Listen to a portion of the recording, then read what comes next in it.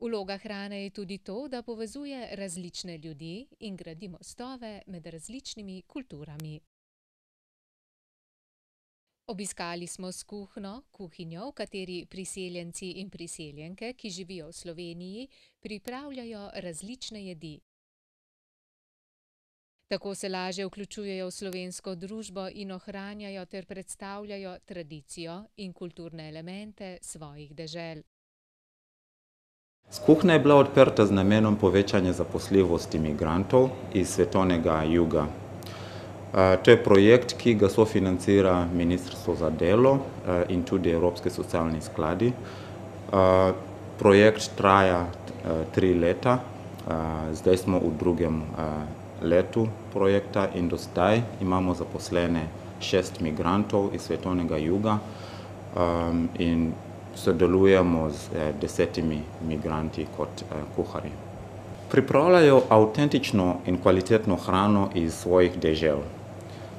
Imamo na primer kuharje iz Maroke, ki pripravljajo amazig hrane. In recimo pri njemu je meni osebno najbolj všeč njegove piškotke. Imamo kuharja iz Indije, ki tudi pripravlja svojo avtentično hrano. Pri njemu mi je všeč, kako diši, pa začimbe, ki jih uporabljajo. Imamo v bistvu šefa kuhinje, ki je iz Palestine in pri njemu recimo mi je najbolj všeč, kako pripravlja jagenjček, po halil način. Tako da vsak ima svoje seveda posebnosti. Te kuharje ne pripravljajo samo hrano, pri kuhinji ne gre samo za hrano, ampak gre tudi za zgodbo o hrani, zgodbo teh ljudi konec koncev, zgodbo o dežel, iz katerih prihajajo. Naše ambicije so predvsem zato, da postanemo stabilna institucija, ki zaposli migrante preko aktivnosti, ki je v bistvu priprave hrane iz svetovnega juga. Med našim obiskom je v kuhinji pripravljal večerjo simpatični Dario s Kube. Za nas pa je spekel okusen kolač iz starega kruha in nam zaupal recept. Uva pasa, muy rica, a mí me encanta. Nadrobite pol kilograma starega kruha v večjo posodo, dodajte 200 gramov sladkorja, 3 jajca, nekaj narezanih jagod, pol decilitra belega vina, 3 decilitre mleka, majhno pest rozin in po želji cimet.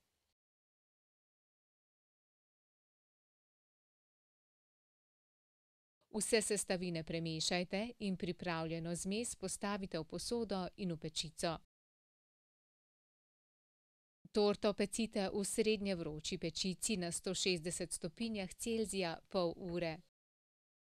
Postavite jo na krožnik in jo prelijte s karameliziranim sladkorjem, ki ste ga pripravili predtem tako, da ste 450 gramov sladkorja počasi raztopili na ognju. Na koncu sladico okrasite po želji. Dario je za dekoracijo uporabil sladko smetano, kikirikije in 5 rozin, mi pa smo si obliznili prste.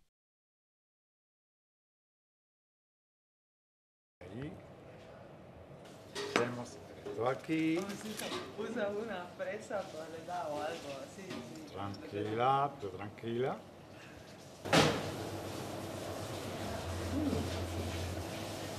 Fantastico.